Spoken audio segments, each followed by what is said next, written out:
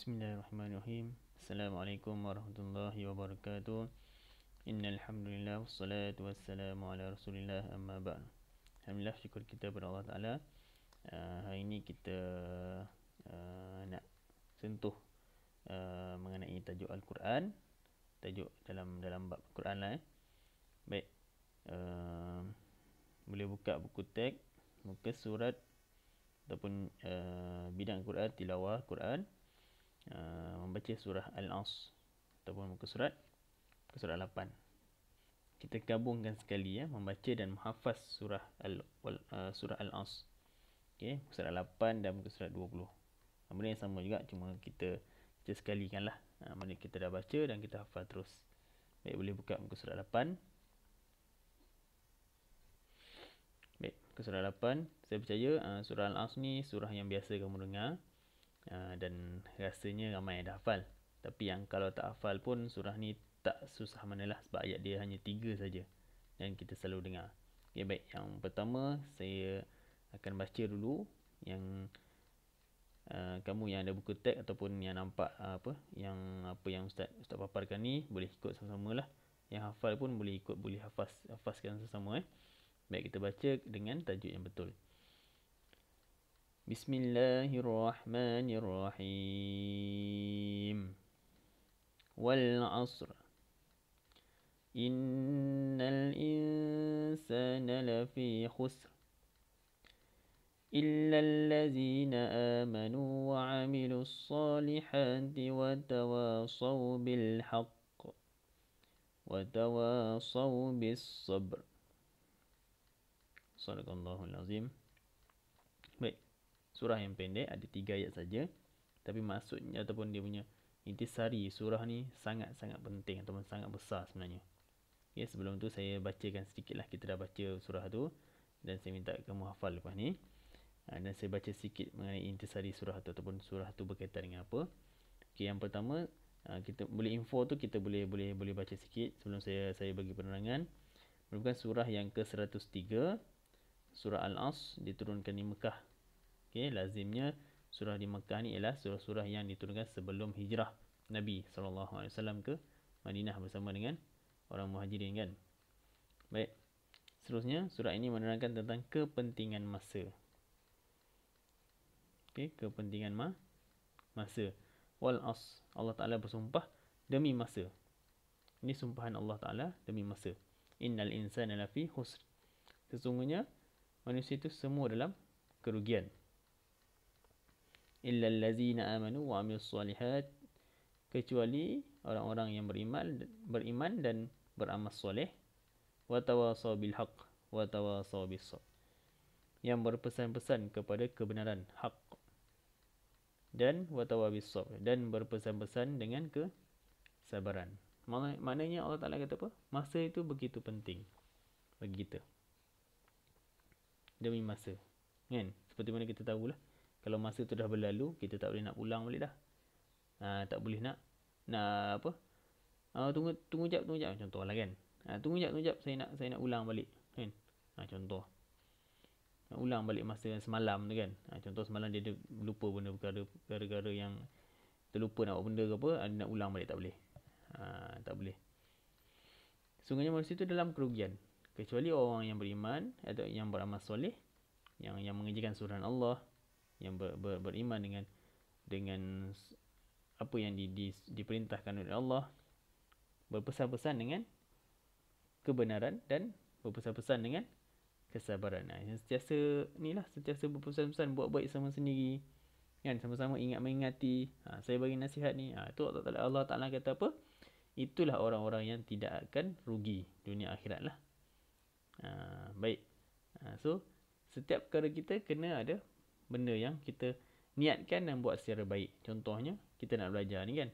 Kita niatlah untuk kebaikan kita, kan. Bukan semata-mata kerana PDPR ya.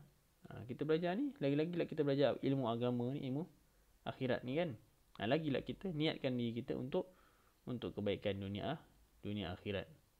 Baik. Surah Al-As ni seperti mana yang saya beritahu tu, tak banyak, tak susah. Saya minta Yang belum hafal, saya minta hafalkan, dan boleh kamu record suara, hantar kat saya, hantar PM saya, record, boleh, tak masalah. Tapi pastikan dah hafal lah. Janganlah tipu kan. Janganlah kamu pandang Quran baca. Okay, tak silap macam tu kan. Okay. Baik. Jadi kita akan baca sekali lagi, dan saya akan minta kamu buat latihan. Baik, surah ni surah yang selalu kita dengar dan selalu kita amalkan sepatutnya. Dan surah ni kebiasaannya orang akan baca kan, dalam solat satulah. Seterusnya orang akan lagi kebiasaan orang akan baca pada penghujung selesai satu majlis kan. Kalau majlis, terutamanya majlis ilmu agama kan, ceramah agama ke, tazkirah ke kat masjid dan surau dan sebagainya. Kan orang kata okay, kita sudahi majlis ini dengan suratul As dan tasbih kifarah dan suratul As. Suratul As lah. Okey. Mana surah ni biasa kita dengar. Okey. Baik. Kalau tengok pada gambar tu, kita boleh tengok bagaimana jadual seharian. Ini mungkin seorang pelajar ni. Okay, seorang pelajar jadual seharian dia bangun pagi pukul 5.30, solat subuh kan. Seterusnya pukul 6.30 dia sarapan pagi, dan 7 dia pergi sekolah. Seterusnya balik solat zuhur pukul 1.30, kemudian pukul 2.30 dia pergi kafar pula, sekolah agama. Balik 5.30 dia solat asar, kemudian 7.30 dia solat maghrib bersama keluarga. Isyak 8.30, 9 malam dia study ataupun dia buat kerja sekolah, dan seterusnya pukul 10 dah tidur. Ini rutin harian lah. Saya harap kamu bolehlah buat seperti mana yang ni kan. Cuma kita di waktu pandemik ni mungkin tak adalah ke sekolah. Tapi kita seharusnya kamu ada jadual kamu sendiri kan. Waktu PDPR tu dah ready, buat kerja sekolah, kerja PDPR yang cikgu bagi, kerja rumah yang cikgu bagi kan. Dan solat jangan lupa. 5 waktu tu jangan lupa. Sepatutnya kamu walaupun baru tahun 3, tapi seharusnya kamu dah solat 5 waktu sehari semalam dah. Lagi-lagi pula kamu sekarang ni berada di rumah, lagi mudah. Bukanlah maksud saya nanti dah sekolah nanti boleh cuti, tak, bukanlah kan. Maksudnya di rumah ni lagi mudah. Biasakan diri kamu untuk solat 5 waktu. Nanti dah besar, dah balik dan sebagainya, kamu akan biasa dan rasa tak sedap hati kalau tinggalkan solat walaupun satu waktu. Baik. Kita nak baca sekali lagi last sebelum saya bagi minta kamu buat kerja rumah ataupun buat buku aktiviti. Baik, sedia. Bismillahirrahmanirrahim.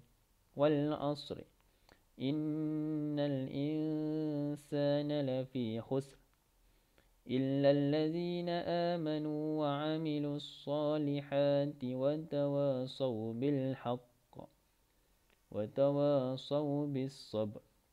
Sadaqallahul azim. Baik, untuk aktiviti kamu boleh buka buku aktiviti muka surat, kalau surah Al-As bermula muka surat 20.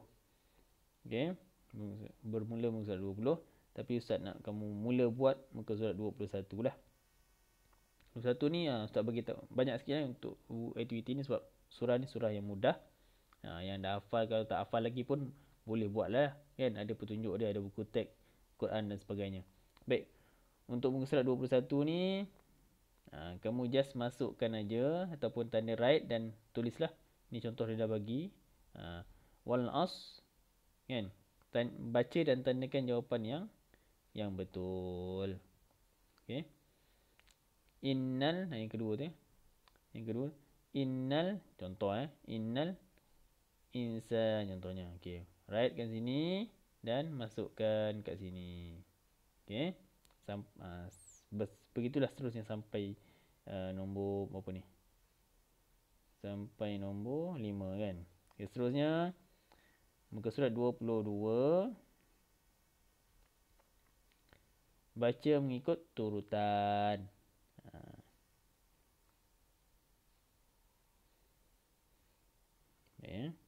Dekat ruangan kosong ni tulislah wal 'as innal insana lafi khusr illa allazi. Mana yang potongan ayat yang tinggal tu tuliskan dalam tu. Dalam ni kat sini. Kan ikut anak panah ni, anak panah yang diberikan ni Kemudian kamu isikan tempat yang kosong tu dengan perkataan lah, kalimah-kalimah. Kalau tak hafal kalimah tu, sebab kalimah tu mungkin tulisannya mungkin agak ni kan, mungkin kamu hafal bacaan tapi tulisan tak apa, boleh rujuk buku teks lah ataupun Quran. Baik, seterusnya okey, muka surat 23 ini biasa kamu buat kan, biasa kamu buat. Letakkan nombor, kan, maknanya jawapan dah ada atas tu, letak nombor. Contoh wal aus, bawah ni apa, innal insan. Okey, innal, jangan tak letak inna, letak nombor je. Contoh nombor 5, saya bagi contoh satu, okey, letak 5. Yang lain ni samalah. Okey, baik, ada lagi tak? Dan yang terakhir, yang ni terpulang lah, kalau kamu nak buat pun boleh. Ini lebih pada hafazan lah, kan, lebih pada hafalan. Muka surat 24 ni lebih pada hafalan, terpulang kalau nak buat boleh. Bila kamu hafal tu kamu tulis lah kan, maknanya kamu lebih mengingat lah. Okey, seterusnya yang terakhir muka surat 25. Okey, ini pun sama macam tadi lah, lebih kurang sebenarnya. Okey, masukkan nombor dalam ni lah, ruang kosong kan. Contohnya dia masuk nombor 3 kan, wal aus. Dia dah masuk dalam nombor 3 dan letaklah nombor situ. Lepas tu apa? Letak contoh wal aus innal insan. Okey, nombor 1. Letak sini nombor 1. Lepas tu nombor apa? Letak nombor je, tak perlu tulis. Okey, baik. Itu saja daripada Ustaz. Ustaz harap yang tak hafal kamu boleh hafal. Yang dah hafal boleh record, hantar ke Ustaz, pesan ke Ustaz. Ustaz akan cek bacaan. InsyaAllah kalau yang Ustaz ada masalah tajwid ke, Ustaz akan betulkan dalam kelas, Ustaz akan beritahu lah, InsyaAllah. Dan saya harap kerja ni kamu boleh siap. Mungkin banyak sikit dalam 4 muka surat ya. Tapi mudahlah kerja ni kan, tak susah mana. Baik, apa yang baik pada Allah dan apa yang buruk pada kelemahan Ustaz. Assalamualaikum warahmatullahi wabarakatuh.